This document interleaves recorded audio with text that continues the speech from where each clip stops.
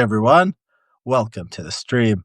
I'm here again with Lily Zuckerman. We Hello. are, hello. People are going to be coming in right now. Lily, we're here to talk about the movie One Battle After Another. How did you go see this movie? I went in the middle of the day. I was like, I had to go to like the big theater. The MC was not playing it during the day by me, so I had to go by a little bit of like a smaller, like kind of hipster theater. And there was me and like two Mexican guys. I think one or two Mexican guys was the whole theater. And the Mexican guy was he had a bunch of popcorn. He's like, "Hold the door for me, bro." He's like, "Thank you." And it was just me and him in there. Yeah, how did you go? How did you actually go see it? How did you get to the theater?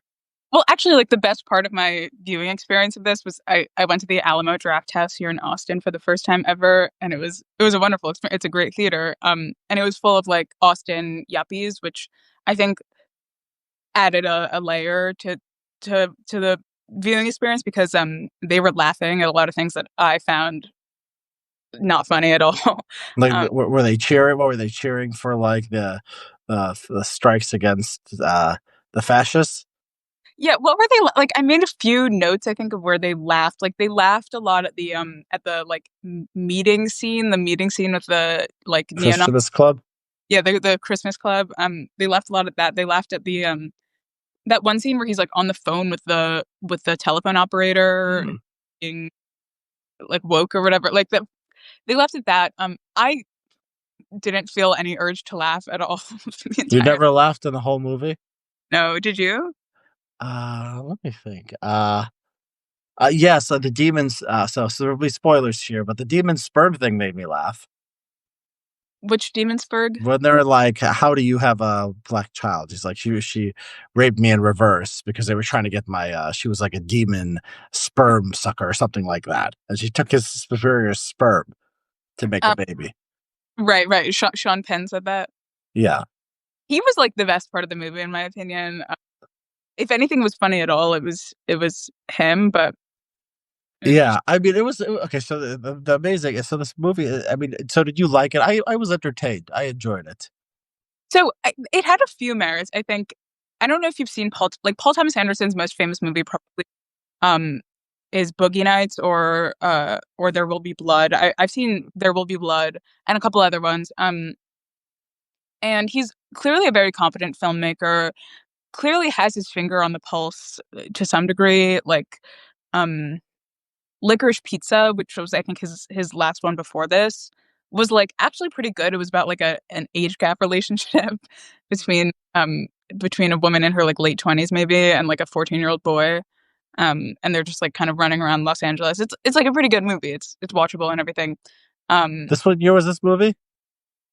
like 2021 or something. Like yeah, 2021 Okay, and cuz it doesn't judge them. It doesn't say the boy is trauma. It's not going to annoy me if I watch it, is it? not really no. Like it's kind of a sweet movie. I mean, not like all that memorable or anything. Okay, I can deal with Uh, political movies I don't agree with, but if they try to say a boy is being molested by a woman, that is something that I can't tolerate. So I'm glad to hear that.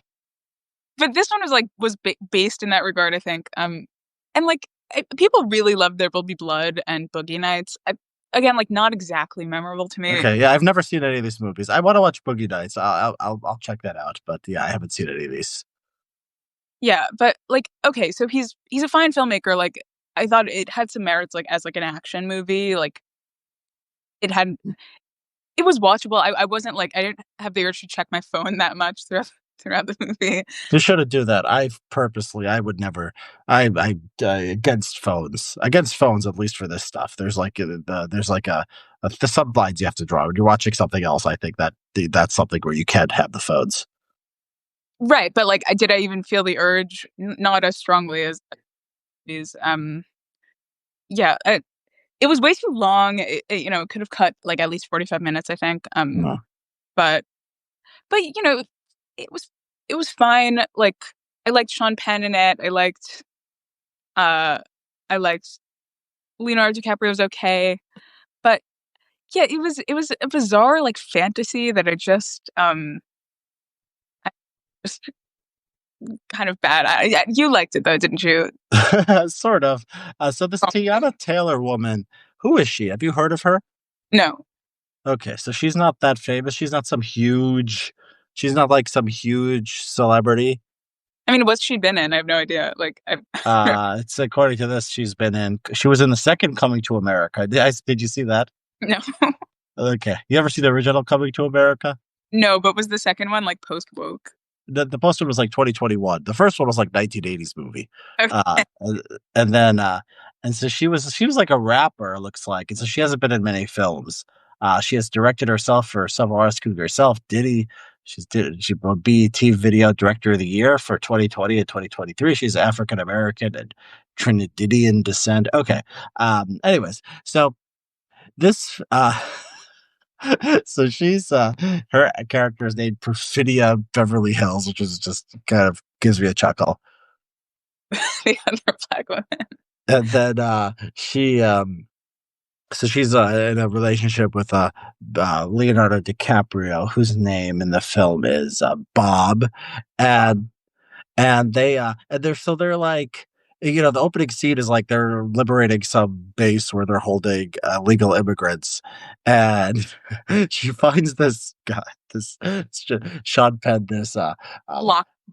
Lockjaw. I love that. Yeah. I love the name Lockjaw. Did you see when he got did you catch the name of the medal they gave him later, by the way? No, what was it? It was called the Bedford Forrest Medal.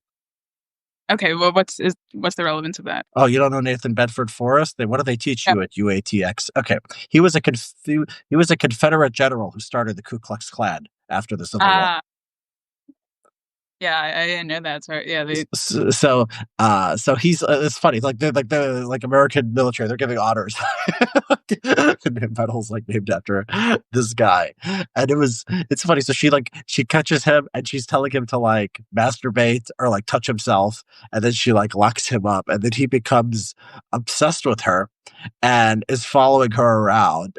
Like, she's got like this. It's just like, they're like blowing things up, her and Leonardo DiCaprio, and they're having sex, and like Lockjaw is like following them around and watching them and getting off on it. And at some point she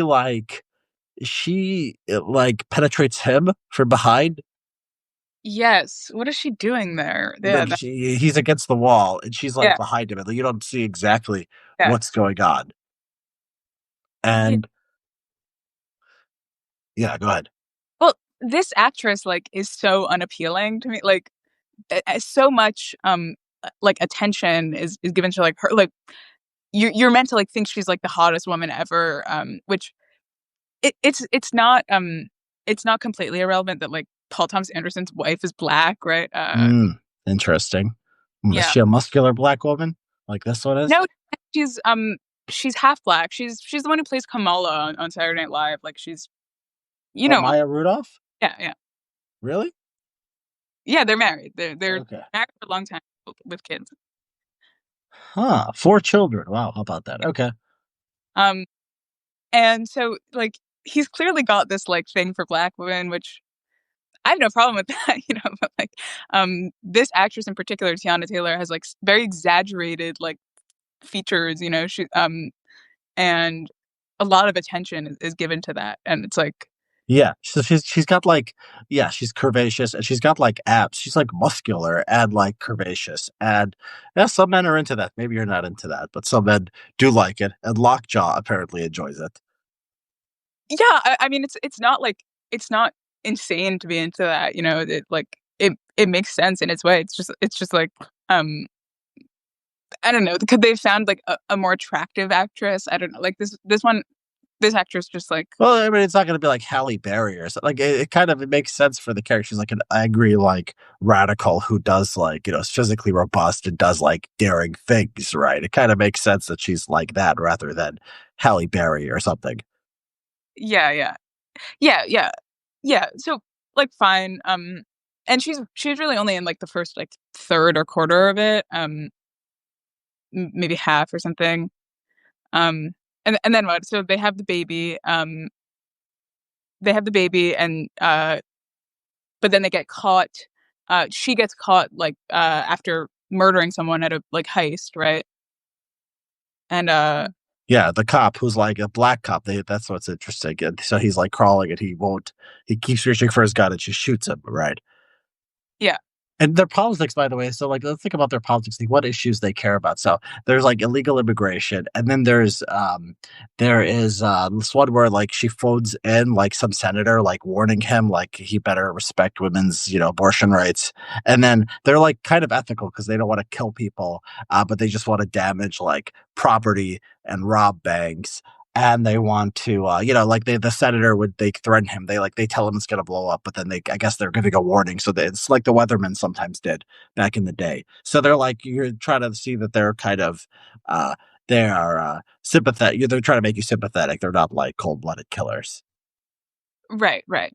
Um, One thing, this is a tangent, but, like, one thing that just, like, I guess this is not supposed to, like, track with, like, real life at all, but, like, so it's 16 years in the past when they're doing all the bombings, and I get that would have been, like, 2009, right? Like, so they were doing this during Obama, but, like, I guess it's not really supposed to be during Obama, Yeah, right? what year is the present? Is the present that she's going to daughter Willa at the end is going to some kind of protest. That's like it's like in the modern days, right? But it's not like I don't know. It could like the past in the movie could be the present, and the future could be the like I don't know. It's not exactly the dates aren't exact. They're not tracked to anything in the real world, as far as I can tell.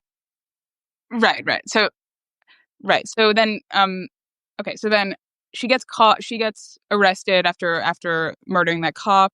Um, then she then she starts informing to the authorities, right? And Mm, Leo DiCaprio and the baby have to like go into hiding and change their names. Um, then she like disappears into Mexico or whatever.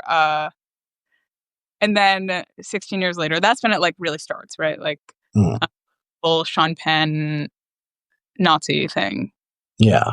Yeah, and then it's kind of it's funny, okay, because there's this okay, so Lockjaw is part of there's like a white supremacist organization that is like running America or something or like is very powerful.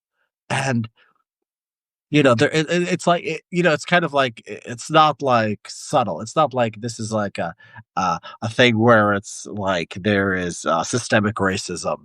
It's not like Ibram Kendi or something. It's like there's actually like white supremacists who sit around and they're generals and business leaders who say America's becoming less racially pure. And they are, selecting people based on their racial purity. So it's just like this crazy liberal fantasy where it's kind of like a very unsophisticated view of the world, right? Yeah, so that's like my main issue is that there are like so many insane fantasies like layered on top of each other. Like, first of all, this idea that like there's a white supremacist cabal of like Sean Hannity type people, just like is like demonstrably untrue. I don't know. I mean, yeah, like, do you think that's true? I do not think that's true, no. Um, and then this whole idea that like they would have these that like one of them would have like an all-consuming like you know sexual interest in black women that he's like ashamed of and always trying Mhm. to that's another fantasy. And then there are like more and more fantasies